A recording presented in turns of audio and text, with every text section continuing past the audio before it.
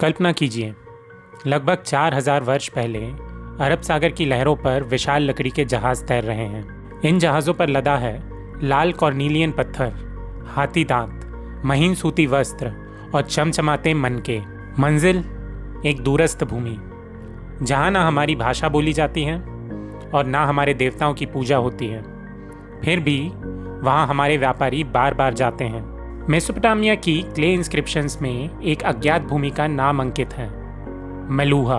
प्राचीन Mesopotamia, Sumer, Akkad और Babylon समृद्ध नगर राज्यों का क्षेत्र था।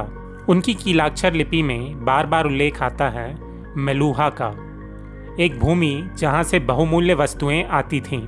शोध से ज्ञात होता है कि मेलूहा नाम सिंधु घाटी सभ्यता के लिए प्रयुक्त होता था। मेसोपोटामिया के अभिलेखों में लिखा है, मेलूहा से हमें सूती वस्त्र, कीमती मनके और जीवित मोर प्राप्त होते हैं। गुजरात के लोथल और धोलावीरा जैसे प्राचीन बंदरगाह इस व्यापार के प्रमुख केंद्र थे।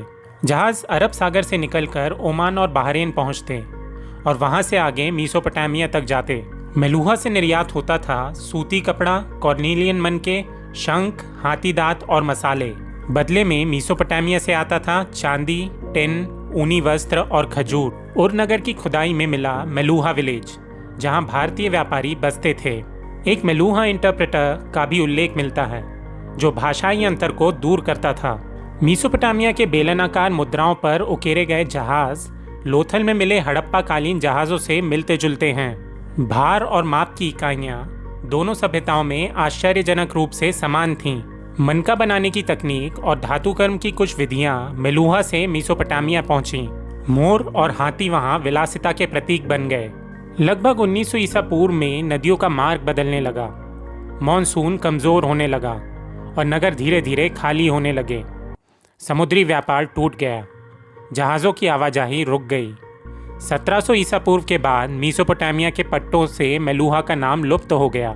मेसोपोटामिया में मिले भारतीय मनके और हड़प्पा से मिले मेसोपोटामिया के बेलनाकार मोहरें दोनों दिशाओं में संपर्क का प्रत्यक्ष प्रमाण हैं। पुरातत्वविद मानते हैं यह संसार के सबसे प्राचीन अंतर्राष्ट्रीय समुद्री व्यापारों में से एक था।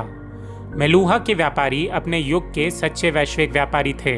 आज जब हम भारत में निर्मित सुनते हैं तो लगता है कि यह आधुनिक युग की देन है, परंतु सच्चाई यह है कि हजारों वर्ष पहले भी भारत की पहचान समुद्र पार तक थी।